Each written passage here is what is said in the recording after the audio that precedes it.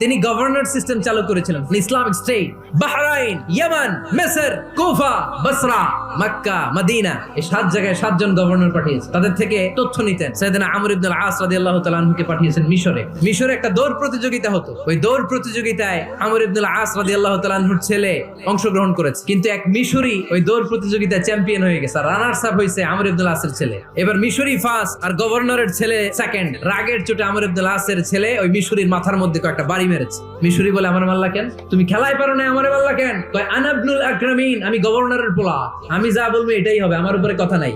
মিশরি ওইখানে আর ঝগড়া বাঁধায় নাই, মনে দুঃখ নিয়ে মদিনায় চলে আসলেন।